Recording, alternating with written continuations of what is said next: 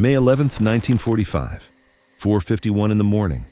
A Japanese sergeant named Fukutaro Mori threw open a tent flap and swung his sword at a sleeping American soldier. The blade missed the neck and sliced off part of the man's ear instead. What happened in the next 36 minutes would become one of the most extraordinary acts of combat in the entire Pacific War. One man, one rifle, 40 Japanese soldiers. This is the story of Private John McKinney, the farm boy from Georgia who couldn't read but could shoot better than anyone in the United States Army. Hello, my friends. I'm Matt Donovan, a 73-year-old military historian from the University of Massachusetts, and you're watching WW2 Visulaized. I've spent 50 years studying the heroes of the Second World War. Some of them became famous: Audie Murphy, Desmond Doss, John Basilone. But today, I want to tell you about a man that history almost forgot. A sharecropper's son with a third-grade education who single-handedly stopped 100 Japanese soldiers from overrunning his company. He received the Medal of Honor, went home to Georgia, and never spoke about it again. This is his story. Let's begin. To understand what John McKinney did on that morning in the Philippines, you first need to understand where he came from. Screven County, Georgia. The Deep South during the Great Depression. If you weren't born wealthy in Screven County, you were born poor. And if you were born poor, you stayed poor. The McKinney family were sharecroppers. They worked land they didn't own, grew crops they couldn't keep, and gave most of their harvest to the landlord who let them stay. John R. McKinney was born on August 9, 1921. His father worked the fields from dawn until dark. His mother raised the children in a wooden shack with no electricity and no running water. There was never enough money. There was barely enough food. John attended school when he could, but farm work came first. By the time he was 10 years old, he had completed only 3 grades. He could write his name. He could read simple words. Beyond that, the letters on a page meant nothing to him. But John McKinney had a different kind of education. His father gave him a .22 rifle when he was 8 years old. Not as a toy, as a tool. The McKinney family needed meat on the table, and young John was expected to provide it. He learned to shoot the way farm boys have learned for generations. No formal instruction, no range time. Just endless hours in the Georgia woods, hunting squirrels, rabbits, and deer. Missing meant going hungry. Every bullet cost money the family didn't have, so John McKinney learned not to miss. By the time he was 12, he could hit a squirrel at 50 yards with open sights. He could move through the forest without making a sound. He could track an animal for miles and know exactly where it would be before it got there. These were survival skills. They kept his family fed when the crops failed. They would later keep him alive when 100 Japanese soldiers came to kill him. In November 1942, John McKinney walked into the recruiting office at Fort McPherson, Georgia. He was 21 years old. America had been at war for almost a year. The Army gave him a battery of tests. The results were contradictory. His literacy scores were among the lowest they had ever recorded. He could barely fill out the forms. But when they put a rifle in his hands and pointed him at a target, something remarkable happened. John McKinney shot expert on his first attempt. Not just passing, exceptional. His scores were so high that the range instructors thought there had been a mistake. They made him shoot again. The second time, his scores were even higher. The drill sergeants noticed something else during basic training. McKinney moved differently than the other recruits. In field exercises, he was almost impossible to detect. He could appear and disappear in the woods like a ghost. Other soldiers crashed through the brush. McKinney flowed through it. This wasn't training. This was 20 years of hunting in the Georgia forests. The Army hadn't taught him anything. They had simply discovered what he already knew. The 33rd Infantry Division shipped out for the Pacific in 1943. McKinney was assigned to Company A, 123rd Infantry Regiment. He was quiet, kept to himself, did his duty without complaint. The other soldiers knew 2 things about him. He was the best shot in the company, and he slept with his rifle beside him every night. The Pacific theater was brutal. McKinney fought through New Guinea first. Jungle warfare. Mud, rain, heat, disease. Malaria knocked him down twice. Dysentery knocked him down 3 times. Japanese snipers, booby traps, and ambushes killed men around him constantly. He survived all of it. By 1945, the 33rd Division was in the Philippines. The campaign to liberate Luzon was grinding forward, but Japanese resistance remained fierce. The enemy had no hope of winning. They knew the war was lost, but they refused to surrender. Instead, they fought to the death. Every cave, every hill, every village became a battleground. Japanese units launched night attacks, dawn raids, suicide charges against American positions. The goal wasn't victory. It was to kill as many Americans as possible before dying themselves. By May 1945, the Philippine campaign had cost the United States over 60,000 casualties. The Japanese had lost 10 times that number, but they kept fighting. Company A established an outpost near Dingalan Bay in Tayabas Province. The position guarded a crucial supply route. Intelligence reported Japanese units operating in the area, but the enemy had been quiet for several days. The Americans dug in. They set up a machine gun position on the northeast perimeter. They established guard rotations. They tried to get some rest between patrols. On the night of May 10th, Private John McKinney finished his shift at the machine gun. He walked the few yards to his tent, laid down with his M1 rifle beside him, and closed his eyes. In the jungle beyond the perimeter, approximately 100 Japanese soldiers were watching. They had been observing the American outpost for days, counting heads, timing guard rotations, noting the position of the machine gun, planning their assault. The attack force was composed of remnants from several units, survivors of earlier battles who had retreated into the mountains rather than surrender. They were hungry, desperate, and determined to take as many Americans with them as possible. Their commander had a simple plan. A vanguard would slip through the perimeter in the darkness and eliminate the first Americans silently, swords and bayonets only, no gunfire. By the time the main force attacked, the defenses would already be compromised. The machine gun was the primary objective. Capture it, turn it around, and use it to massacre the sleeping Americans. At 4:47 in the morning, the vanguard began moving through the jungle toward the American camp. Sergeant Fukutaro Mori led the advance element. He was a veteran soldier, skilled with the blade he carried. His orders were to kill silently and quickly. He reached McKinney's tent at 4:51. Inside, he could hear the American breathing. One quick strike would end this man's life before he could raise an alarm. Mori threw open the tent flap and swung his sword. The blade came down in a diagonal slash aimed at McKinney's neck. But in the darkness, Mori misjudged the distance. Instead of a killing blow, the sword caught McKinney on the side of the head, severing part of his right ear. Blood sprayed across the tent canvas. McKinney's eyes snapped open to searing pain, and the silhouette of a man standing over him with a raised sword. He had less than 1 second to react. Mori was already bringing the blade down for a second strike. This one would not miss. 24 years of survival instinct took over. McKinney's hand found his rifle in the darkness. He didn't aim. He didn't think. He swung the M1 like a club. The rifle butt caught Mori under the chin with enough force to shatter bone. The Japanese sergeant staggered. McKinney swung again. The second blow crushed Mori's skull.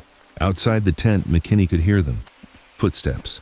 Dozens of footsteps moving fast through the camp. The main assault had begun. He was bleeding badly from his ear. His head was ringing from the sword strike. And somewhere in the darkness, nearly 100 Japanese soldiers were coming to kill everyone he knew. McKinney grabbed his rifle and stepped out of the tent. If you're finding this story as gripping as I find it, take a moment to subscribe to the channel. We bring you these forgotten stories of heroism every week.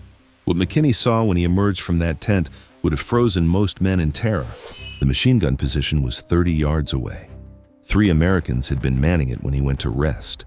Now he could see muzzle flashes in the darkness, hear screaming, the distinctive crack of Japanese Arisaka rifles mixing with the heavier reports of American M1 Garands. Japanese soldiers were pouring through the perimeter from the northeast. They moved in waves. The first wave had already reached the machine gun. McKinney's mind processed the tactical situation instantly. That machine gun was the key to the entire position. If the Japanese captured it and turned it around, they could rake the entire American camp with fire. Everyone would die. He started running toward the gun. The 2 soldiers who had replaced him at the machine gun were fighting for their lives. One had taken a bayonet wound in the first seconds of the attack. The other grabbed his wounded comrade and dragged him toward the rear. The right decision to save his friend's life. But it meant the machine gun was now undefended. 10 Japanese soldiers reached the position before McKinney could get there. They swarmed over the sandbag wall. One immediately began trying to turn the gun around. The others provided security, rifles pointed outward, watching for any American counterattack. McKinney did not slow down. He did not take cover. He did not wait for backup. He sprinted directly at 10 enemy soldiers who had just captured the most important weapon in the entire outpost. The Japanese saw him coming. A single American, bleeding from a head wound, charging straight at them in the pre-dawn darkness. Two of them raised their rifles. McKinney was faster. He shot the first man at 15 yards, shot the second at 10 yards. By the time he reached the sandbag wall, he had fired 4 rounds. 4 Japanese soldiers were down. He leaped into the gun pit. The space inside was roughly 8 feet by 6 feet. 6 enemy soldiers were still alive in that confined area. Some were trying to swing their rifles around. Others reached for bayonets. One was still fumbling with the machine gun's traversing mechanism. McKinney landed among them and kept firing. Point-blank range. The M1 Garand held 8 rounds. He had already fired 4. He put the next 3 rounds into 3 more soldiers at distances measured in inches. 1 round left. The 8th man was directly in front of him, bayonet raised for a thrust at McKinney's chest. McKinney fired his last round. The soldier dropped. The M1 Garand's bolt locked back on an empty magazine with its distinctive metallic ping. 3 Japanese soldiers were still alive in the gun pit. They heard that sound. They knew what it meant. McKinney reversed his grip on the rifle before the empty clip had finished ejecting. He swung the weapon like an axe. The walnut stock connected with the first soldier's temple. The man collapsed. McKinney swung again. The second soldier tried to block with his forearm. The rifle butt shattered the bone and continued into his skull. The third soldier lunged with a bayonet. McKinney sidestepped and brought the rifle down on the back of the man's neck. The vertebrae cracked audibly. 10 Japanese soldiers had captured the machine gun. 30 seconds later, all 10 were dead. McKinney grabbed the machine gun. His hands found the receiver, and immediately he knew something was wrong. During the struggle, the weapon had been damaged. The bolt was jammed. The feed tray was bent. He cycled the charging handle twice. Nothing. The gun would not fire. The most important weapon in the perimeter was now useless. McKinney looked up from the broken machine gun. Dawn was starting to lighten the eastern horizon, and in that gray light, he could see them.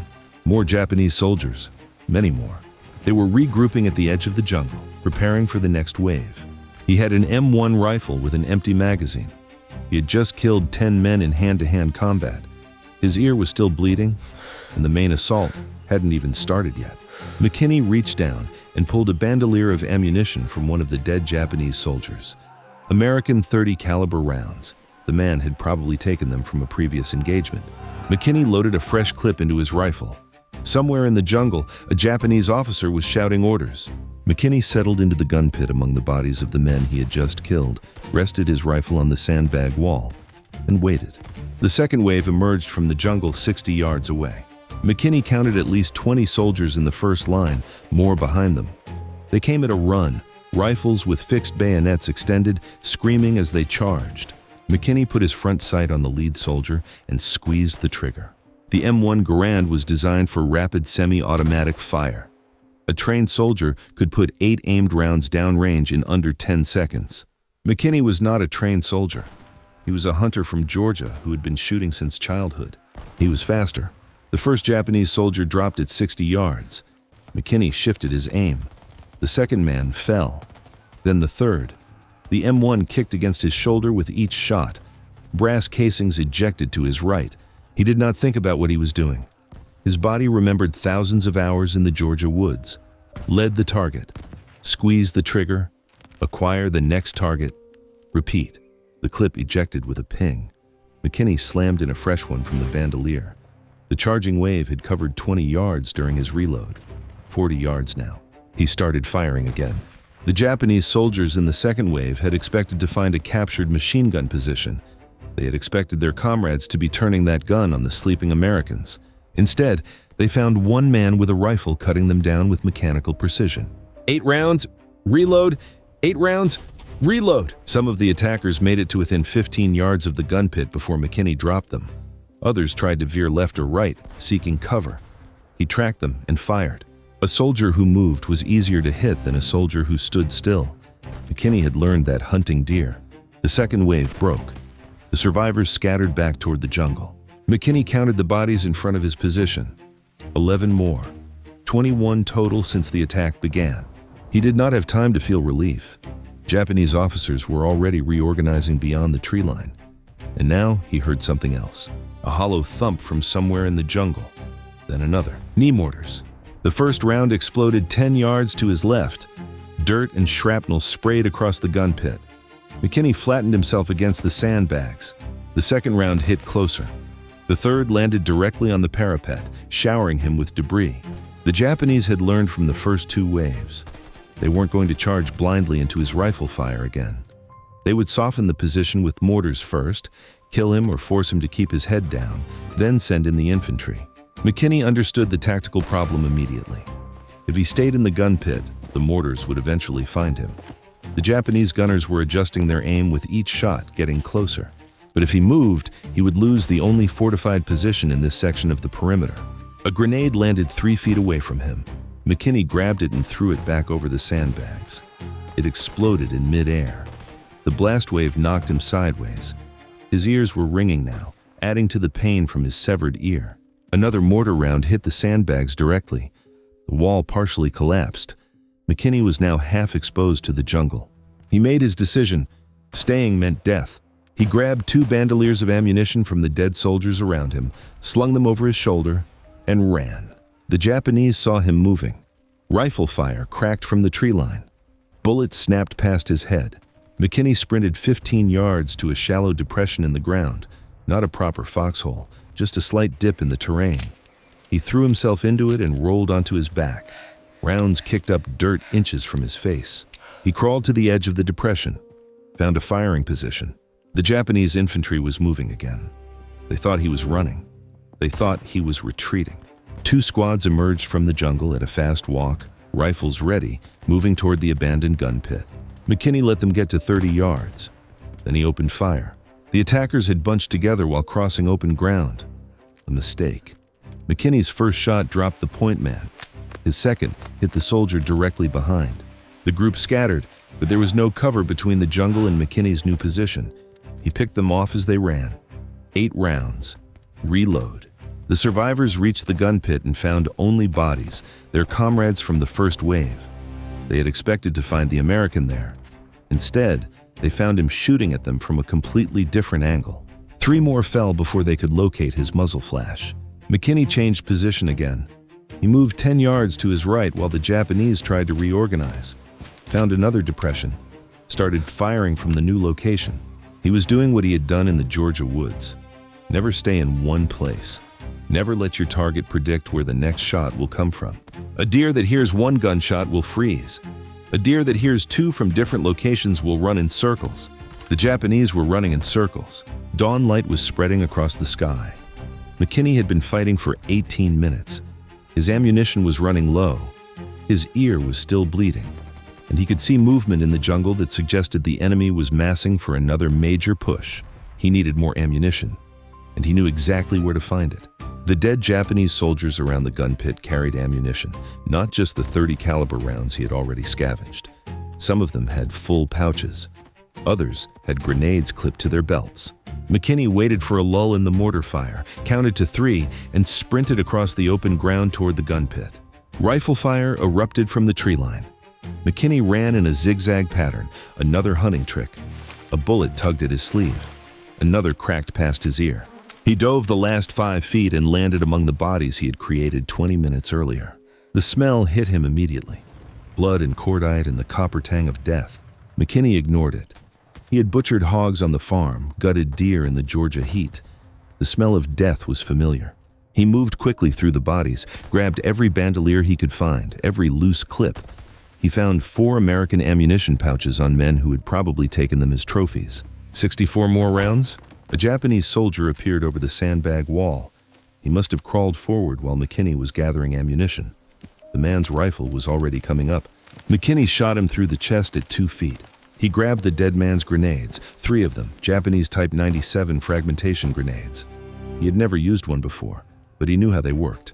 Pull the pin, strike the cap against something hard, count to 4, throw. Movement in his peripheral vision. More soldiers approaching from the left. McKinney armed a grenade, counted, and threw it over the sandbags. The explosion was followed by screaming. He armed the second grenade, threw it toward the tree line where muzzle flashes were concentrated. More screaming. He was out of the gun pit before the third grenade left his hand. Running again, finding a new position. Keep moving. The sky was light enough now to see clearly. McKinney found a shell crater 15 yards from his previous depression. Dropped into it. The crater was 3 feet deep, enough cover to protect him from direct fire. He could see the entire approach from the jungle to the perimeter. Bodies littered the ground between his position and the trees. He counted quickly, 28, maybe 30. Some were still moving. Wounded men trying to crawl back toward their lines. McKinney let them go. A wounded man required 2 healthy soldiers to carry him. Every casualty he created multiplied the enemy's problems. The mortar fire had stopped. McKinney understood why. The Japanese had lost visual contact with him. Their mortar crews couldn't adjust fire on a target they couldn't see. He had 15, maybe 20 minutes before they repositioned observers. He used the time to reload every empty clip he carried. His fingers worked automatically. Press the rounds into the clip. Feel for the spring tension. 8 rounds per clip. He had enough ammunition for approximately 10 reloads. 80 rounds. 80 rounds against however many Japanese soldiers were still in that jungle. 23 minutes. McKinney had killed or wounded at least 30 enemy soldiers, but he knew the math was not in his favor. The Japanese had started with roughly 100 men. Even if half were down, that left 50, and he was still alone. Where was the rest of Company A? The answer was complicated. The Japanese attack had hit multiple points along the perimeter simultaneously. McKinney's position was on the northeast flank. Other soldiers were fighting their own battles on the south and west sides of the camp. The company commander was trying to organize a coherent defense, but in the darkness and chaos of a night attack, coordination was almost impossible. McKinney didn't know any of this. He knew only that no one had come to help him. No reinforcements, no supporting fire. Just him, his rifle, and the bodies piling up in front of his position. The Japanese regrouped at the edge of the jungle. McKinney could see them through the trees. Soldiers checking weapons, NCOs moving among the ranks, officers studying the American perimeter through binoculars. They had expected to overrun this outpost in 5 minutes. They had lost nearly a third of their force to one man in 23 minutes, and they still hadn't broken through. McKinney watched the Japanese officer lower his binoculars and gesture toward a different section of the perimeter. Not the gun pit, not the craters where McKinney had been fighting. The supply tents, a flanking maneuver. They were going to swing around his position and hit the camp from a direction he couldn't cover. McKinney read their intention instantly. He had a choice: stay in his crater where he had cover and clear fields of fire, or move to intercept an attack he might not reach in time. He climbed out of the crater and started running toward the supply tents. The supply tents were 40 yards from his crater. McKinney covered the distance in 8 seconds. He threw himself behind a stack of ammunition crates just as the first Japanese soldiers emerged from the jungle on the southern approach. They had not expected him to be there. The lead element consisted of 12 soldiers moving in a tactical column. They were heading for the gap between 2 tents.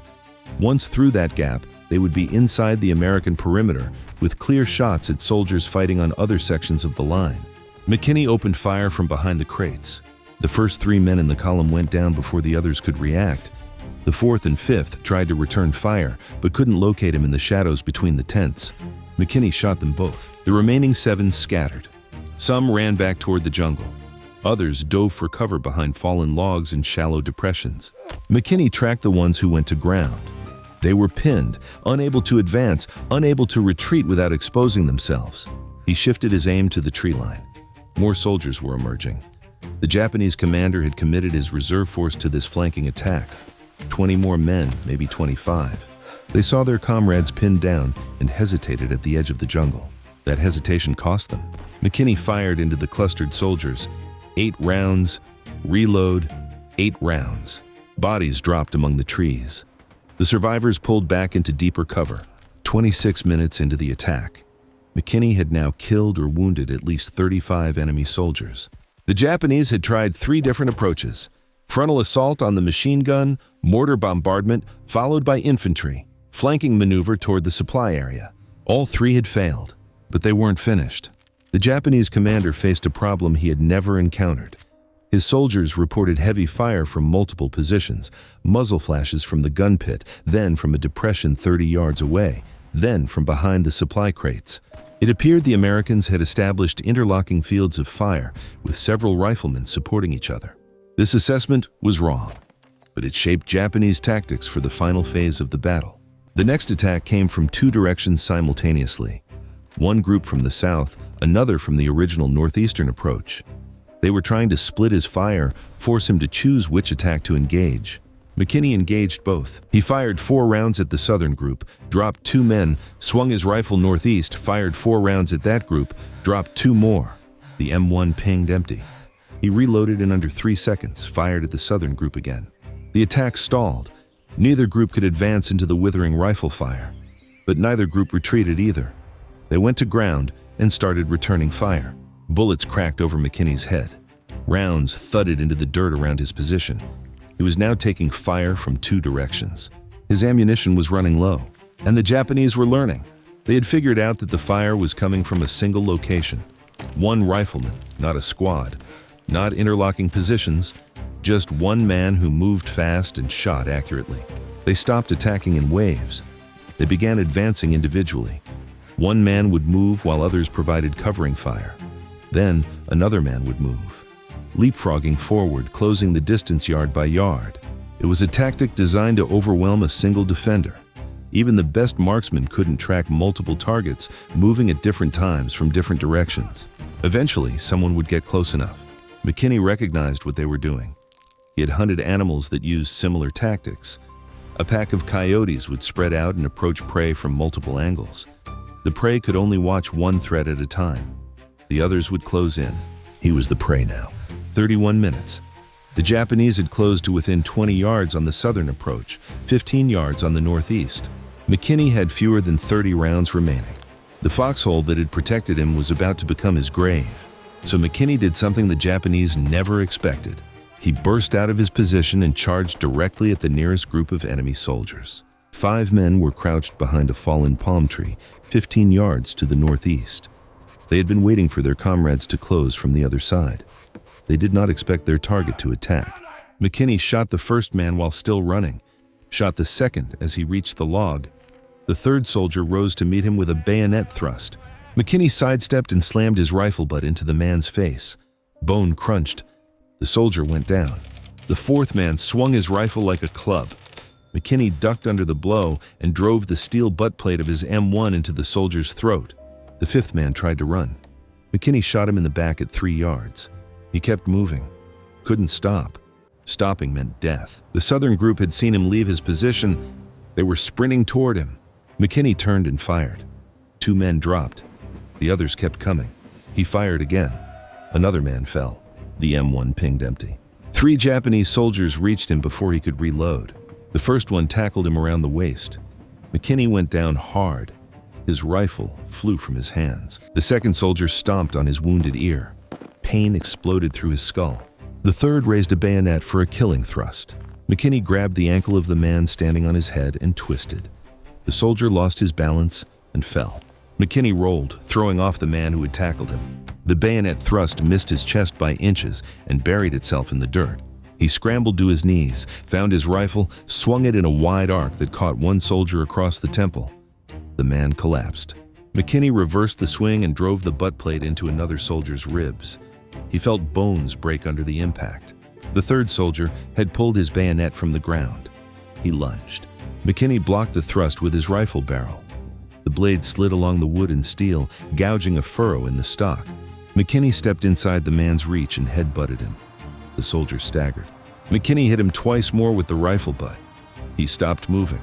33 minutes. McKinney was breathing hard. His hands were slick with blood, some of it his own. His ear was a mass of torn flesh and dried gore. His uniform was ripped in a dozen places, but he was still alive. He looked around the battlefield. Bodies everywhere. Japanese soldiers who had come to kill Americans and found something they had not expected. Movement to his right. 2 more soldiers emerging from the jungle. McKinney raised his rifle and realized it was empty. He hadn't reloaded after the hand-to-hand fighting. The 2 soldiers saw him standing among the bodies of their comrades. They hesitated. McKinney charged them. He covered 10 yards before they could react. The first soldier tried to bring his rifle up. Too slow. McKinney's rifle butt caught him under the chin. The second soldier turned to run. McKinney chased him down in 3 strides and clubbed him from behind. 34 minutes. Then McKinney remembered the mortar position. He had seen muzzle flashes from the southwest throughout the battle. Those knee mortars had been pounding his positions. Taking out those crews would eliminate the indirect fire threat. He found a loaded rifle among the dead, an M1 with a full clip. Picked it up, dropped his damaged weapon, and started moving toward the mortar position. The mortar crews saw him coming. 2 men. They had been adjusting their weapon for another fire mission. Now they scrambled to defend themselves. One reached for a rifle. The other tried to arm a grenade. McKinney shot them both from 45 yards. 35 minutes. He stood in the morning light, scanning the jungle for more targets. His chest heaved. His vision was blurring from exhaustion and blood loss. The jungle was quiet. No more soldiers emerging from the trees. No more mortar rounds. No more rifle fire from concealed positions. Just the moans of wounded men and the buzzing of flies already gathering on the dead. McKinney walked back toward the American perimeter. He was halfway there when he saw figures moving toward him. American uniforms. Soldiers from Company A who had finally fought through to his section of the line. They stopped when they saw him, covered in blood, carrying a rifle that wasn't his own, surrounded by bodies. McKinney lowered his weapon. 36 minutes after Sergeant Fukutaro Mori slashed open his tent, Private John McKinney was still standing, still breathing, still in complete control of the sector. The battle was over. The soldiers who reached McKinney that morning were from 2nd Platoon. They had been fighting on the western edge of the perimeter when the Japanese attack hit. It took them 36 minutes to push through to McKinney's position. What they found defied comprehension. Bodies lay scattered across an area roughly 100 yards long and 60 yards wide. Japanese soldiers slumped over sandbags, crumpled in shell craters, sprawled among supply crates, piled on top of each other near the damaged machine gun. The platoon sergeant ordered a count. His men moved through the battlefield, checking bodies, marking positions. The count took 20 minutes. When they finished, the sergeant didn't believe the number. He ordered them to count again. 40 confirmed kills. 38 dead Japanese soldiers lay in the immediate vicinity of the machine gun position. 2 more bodies were found near the mortar emplacement 45 yards away. 40 men killed in a space that 1 soldier had defended for 36 minutes. The sergeant found McKinney sitting on an ammunition crate, pressing a blood-soaked bandage against what remained of his right ear. His uniform was torn and stained. His rifle stock was cracked from repeated impacts against human skulls. The sergeant asked what had happened. McKinney gave a brief account. The tent, the sword, the machine gun, the waves of attackers. He spoke in short sentences. No embellishment, no drama, just facts. The sergeant didn't believe him. No single soldier could kill 40 men in 36 minutes. It was impossible, but the evidence was undeniable. The other soldiers in Company A had been accounted for. Everyone else had been fighting on different sections of the perimeter. The ballistic evidence supported McKinney's account. Spent M1 casings littered the ground at exactly the positions he described. The trajectory of wounds on the Japanese bodies matched the firing angles from those positions. 1 man, 40 kills. 36 minutes. Company A's commanding officer forwarded a report to battalion headquarters. Battalion forwarded it to regiment. Regiment forwarded it to division. At each level, officers read the account and assumed it was exaggerated. The numbers had to be wrong. The 33rd Infantry Division sent an intelligence team to verify the report. They interviewed McKinney, interviewed witnesses, examined the battlefield, counted the bodies again. They reached an unavoidable conclusion. The report was accurate. Private John McKinney had single-handedly repelled an attack by approximately 100 Japanese soldiers. He had killed 40 of them. He had saved his company from potential annihilation. The recommendation for the Medal of Honor went forward in June 1945. On January 23, 1946, Private John McKinney stood in the White House. President Harry Truman placed the Medal of Honor around his neck. The citation described his actions in formal military language. Extreme gallantry and intrepidity at the risk of his life above and beyond the call of duty. McKinney didn't give speeches. He didn't seek publicity. When reporters asked about the battle, he gave the same brief answers he had given the sergeant that morning on Luzon. The tent, the sword, the machine gun, the waves of attackers. The press called him the Pacific's Audie Murphy. Both men had faced overwhelming odds. Both had refused to retreat. Both had emerged victorious through a combination of skill, courage, and something that defied easy explanation. But while Murphy became a movie star after the war, McKinney went home to Georgia. He was 25 years old. He had a Medal of Honor, a third-grade education, and a partially severed ear that would never fully heal. The war was over. The killing was done. John McKinney had to figure out how to be a normal person again. He returned to Screven County in 1946. He went back to the only life he knew, farming, hunting, fishing in the same creeks where he had learned to shoot as a boy. He rarely spoke about the war. Neighbors knew he had received the Medal of Honor.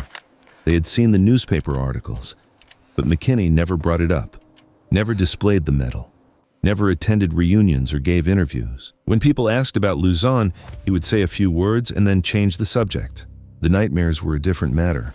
His family knew about those. The sounds he made in his sleep. The way he would wake suddenly, reaching for a rifle that wasn't there. The war had followed him home in ways that no medal could address. Post-traumatic stress disorder wasn't a recognized diagnosis in 1946. Soldiers who struggled with combat memories were told to forget about it, move on, be grateful they survived. McKinney did what most veterans of his generation did. He buried the memories and kept working. He married, raised a family, worked various jobs around Screven County. The years passed. Korea came and went. Vietnam came and went. New wars created new heroes and new veterans with their own buried memories. McKinney remained in Georgia, quietly living, quietly aging. The Medal of Honor sat in a drawer somewhere. John McKinney died on April 5, 1997 in Sylvania, Georgia. He was 76 years old. The sharecropper's son who had killed 40 Japanese soldiers with a rifle and his bare hands passed away quietly, surrounded by family. He was buried in Screven County, not far from the land where he had learned to hunt. In 2017, 20 years after his death, Georgia honored him again. The state legislature voted to rename a section of highway in Screven County. It became the John R. McKinney Medal of Honor Highway. A ceremony was held. Veterans attended. The McKinney family accepted the honor on behalf of a man who had never sought recognition for what he did. The highway sign stands today. Drivers pass it without knowing the story behind the name. They don't know about the tent and the sword. They don't know about the machine gun and the 36 minutes. They don't know that the quiet farmer who once lived nearby had saved an entire company through an act of violence and courage that still defies belief. 40 men in 36 minutes. One rifle. One soldier. One morning in the Philippines that should have ended in massacre, but ended in something else entirely. My friends, I've told you hundreds of stories about World War II. Stories of generals and strategies, of campaigns and turning points. But sometimes the most important stories are the smallest ones. A farm boy from Georgia who couldn't read but could shoot. A man who never sought glory but found it anyway. A hero who came home and just wanted to be left alone. That's John McKinney's legacy. Not the Medal of Honor, though he earned it. Not the body count, though it was extraordinary. His legacy is simpler than that. When 100 men came to kill his friends, John McKinney stood up. He grabbed his rifle, and he refused to let them. That's all for today.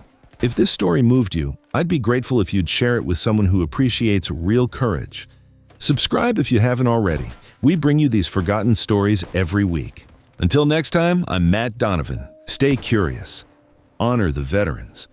And remember that sometimes the greatest heroes are the ones who never wanted to be heroes at all. I'll see you in the next one.